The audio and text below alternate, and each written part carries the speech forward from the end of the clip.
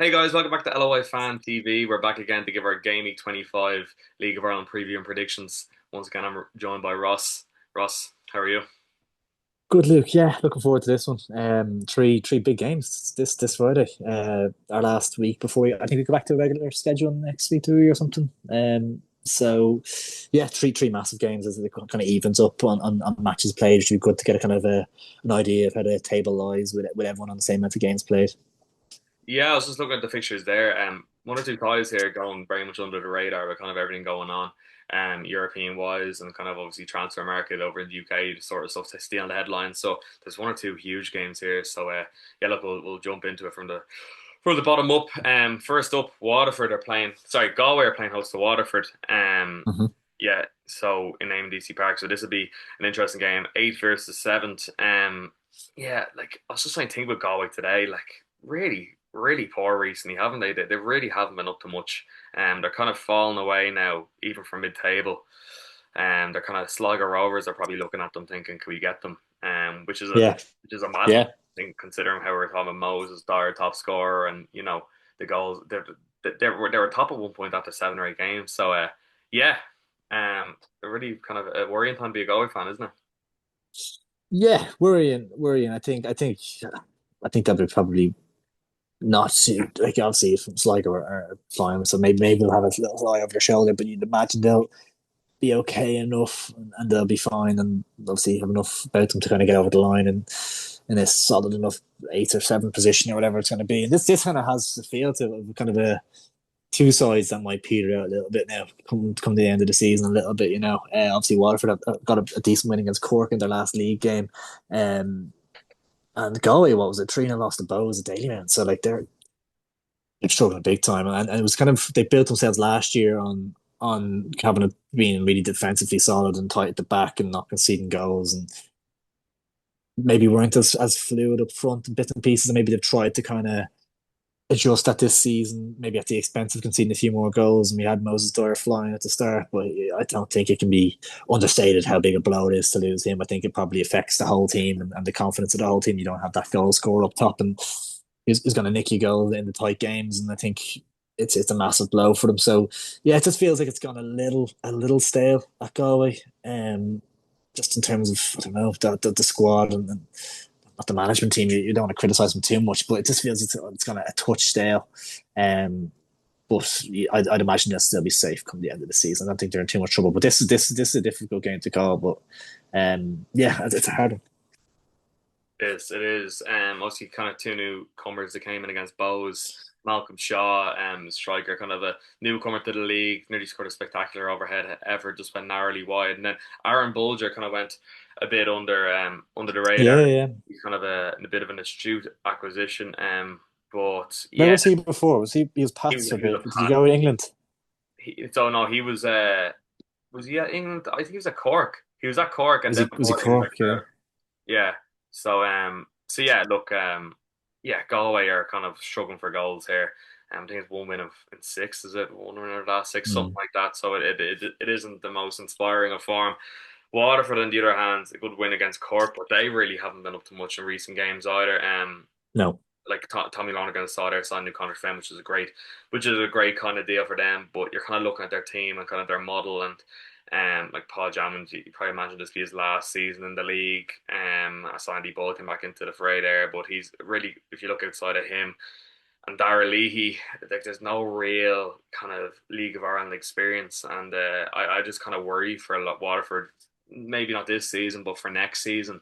I just think their model is it's really kind of tough to keep on churning out these young UK prospects and hoping to get one or two, League of Ireland proven players to see you through. It's kind of tough for how competitive the league is. So yeah, look, this game, Yeah. I don't really know who to lean towards. A part of me thinks Galway are due a result and they might see it through. I might go 1-0 Galway.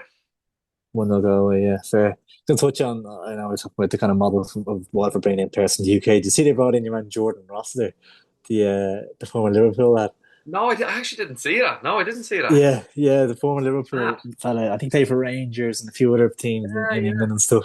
Because I think your man John Coleman, he's obviously a scouser, I think, isn't he, the manager? So he probably has a few contacts and stuff. And yeah, Jordan Rossiter Mad. signing for Waterford. So I mean, that's a bit of bit of a mad one. It reminded me of, I think Adam Morgan signed for Sligo a few years ago. He's played for Liverpool. And these kind of like mad signings that just happen in the yellow line. Like they're either like here for a few months, never really work around, never hear them ever again, or they might be a great success. So it'll be interesting to see how that one goes. But a Yeah, big name player, like he played a good few times for Liverpool, I think. that's like Andre Wisdom signed for Derry the back end last season. Yeah, exactly, Yeah, exactly. Yeah, there's a few of them, but like this is the thing with these sort of players. Even like top of league moves say like 9 times out of 10, these players kind of come here and raw. Whereas like you get yeah, who would say like I think Andre Wisdom's actually solid enough for Derry. But like yeah, it's kind of tough. It's a tough one, isn't it? Like those kind of players kind of come here and they're kind of think the slippers are on and they get kind of rude awakening. But yeah, look, let's see how he plays out. I yeah, suppose then yeah, moving on. Cork City are playing host to Sligo. And God, like I know we were saying the game before against Waterford is making break for Cork, but this is really like if Sligo win this game, you could nearly you throw the towel in if you're a Cork City fan, couldn't you? yeah, yeah. How many points is between them now? Do you Eight have it points there handy? between them, and Sligo have plus 10 goal, better goal difference than them. But nine. Yeah, and in terms of like momentum of the two sides, it couldn't be any different. Like, obviously Sligo are flying at the minute, and obviously had the 2-0 win against Dundalk in the cup at the weekend, and a 2-0 win against Derry in the league at home before that as well. So obviously Derry had been in really good form themselves going into that game, so that was such an impressive win. And I think just the signings that picked up, McManus coming in from Bowes looks like a smashing piece of business. A really, really good midfielder. Obviously that both midfield's tough to get into. So, but like he's just showing his quality for Sligo. Ryan O'Kane doing well from his loan with Shells. I think they brought in someone else. I think they brought in a young centre half recently. They Yeah, they brought in a got couple more, I think, didn't they? Patrick McLean from up the north, and he's kind of came Yes, yeah, in well. Then they've loaned, not loaned, sorry, they signed Cliftonville's left back Stewart, kind of a like for like replacement Reece Hutchinson, who went yeah, back to the football league. So yeah, look, Sligo are kind of really well set here. Yeah, Cork are you'd have to really worry like Jared Nash. I know it's hard to come in when you're bottom of the league and kind of get a tune out of players, but like he really has left a bit to be desired. Arguably you'd say that maybe Tim Clancy would get more out of these players. Based off recent form, it's been really poor from Jaron Ash and David Myler perspective. I could almost see this kind of Peter now him leaving at the end of the season and David Myler being the gaffer next year. Like you kind of just feels the direction it's going. Like I'm almost imagining Cork back in the first division again next season. Like it's just got to that stage. They just feel a bit yeah, dead in the water. Yeah. So it's kind of as you said, it's opposites. It's an informed Sligo against an out of sorts Cork, which the fans. We saw the ugly scenes in Waterford. Last week it was really wasn't pretty. I hate to see that. Kind of fans and players fighting each other. It's not the atmosphere which good things happen from. So look, yeah. not really. It's because they've thrown like Dermot Usher now has got a lot of stick and I know fans feel kind of detached from the club. I know the probably tickets prices of the tickets are too high in bits and pieces, but he's thrown a few quid at this team. Like you can't really say he hasn't. And it's yeah, whether you want to say he got the appointment wrong of Jaron Ash or whatever it is, but I just think Cork fans haven't made it any easier on the players, on the manager. It's a toxic atmosphere down there. There's so many empty seats in Turner's Cross. I know there's a lot going on. Obviously, it's not really a football or soccer, whatever you want to call it, county really. Gallagher hurling can take priorities for people and bits and pieces like that. But it is such a shame that there's so many empty seats in the ground and they're not filling it, and they're kind of it's such a toxic place at the minute. And you just think in a relegation battle, get behind the team, get behind the lads, all kind of local lads in the team, bits and pieces like that. It's just a shame to see, really, isn't it?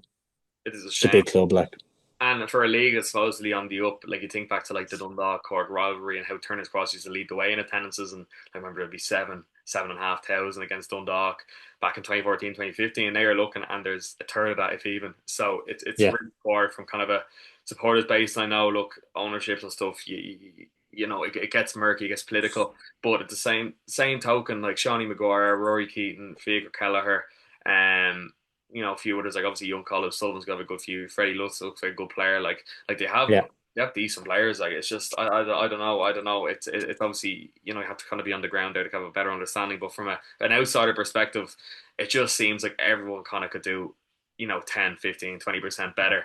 It's yeah. just a toxic environment. So yeah, look, this game against Sligo, I think I'm going to fancy Sligo to go down here and win. I'm going to say 2-0, 2-0 Sligo.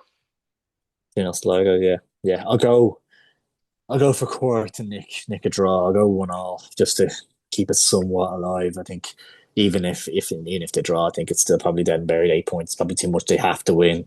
I think they probably try to kitchen sink it and might just nick a point. But yeah, I wouldn't be surprised to see Sligo come away with the 3 points either, to be honest. But I kind of want to make it slightly relative. I don't want Sligo to go down at all, but I don't want. I want it to be kind of relatively interesting. Maybe coming into the last quarter of the season. Yeah, it would be nice to have it competitive. Yeah, as you say, it's a tough one, but I suppose then moving on to our final game, Derry City are playing host to Bohemians now. Derry would be itching to get a win here. Like I saw that slot, I could believe it because how good Sligo are playing. Obviously, we went down there and struggled also. Yeah, But when you think about Rory Higgins' Derry City and going when you need to win and not winning, like this was a flavour of that as well. Really, it was a great opportunity Derry going into Sligo and getting a win and going, going within 6 points of Shamrock Rovers with a game in hand. They would have brought and win the game in hand against Bows. You're 3 points off them. Like it's just like kickstart a title run and they lose. So yeah, kind of similar story from a Derry perspective. Then obviously Bohemians, we travelled to the Brandywell, kind of looking to close that gap to Shamrock Rovers too, off the back of 3-0 win against Galway. So yeah, what do you think of this one? yeah. This is a big game. 1 point between the sides, second against third. It's a huge fixture, and probably the winner will be the only side that can maybe put a challenge up to Rovers. If anyone, I don't think anyone will, but I think if a side wins this, they might fancy the chances to go on and have a crack at them. Um, yeah, it's a tough one to call. Like they have been in really good form. Obviously, they got the couple of wins in Dublin, Pats and Shells recently enough, and then backed it up with a win at home, I think, as well. Obviously, to be disappointed with the Sligo result, but yeah, it's a tough one, really tough one. Bows are flying, and obviously Douglas James Taylor going in there as well. Is that the kind of final piece of the jigsaw potentially? Like I think they probably could do a couple of other bits and pieces in the squad and stuff, but they're not far away. Like they're getting there, and that was a big signing to get in through the door. So, obviously scored his first goal from there against Galway as well. So yeah, they just look like a side that's full of confidence at the minute and playing really well. So they'll definitely fancy their chances to go up there and win. Never an easy place to go. But I'd probably lean towards a draw on this. I think I'd be leaning towards a draw. Yeah, I think from a Bows perspective, from kind of my angle of as a Rovers fan, I think they're the closest thing to being tall rivals to us. I just think losing Sean Gretton and a player of that quality, it's never going to Yeah. be good. I think they need a top centre half in the door, and they probably need a top fullback as well. And I think their Mm. midfield takes care of itself. And obviously, Douglas James Taylor sorted out that kind of striker issue for them. So yeah, they're playing the off season 2 or 3 players through the door, and they'll be really up there with us.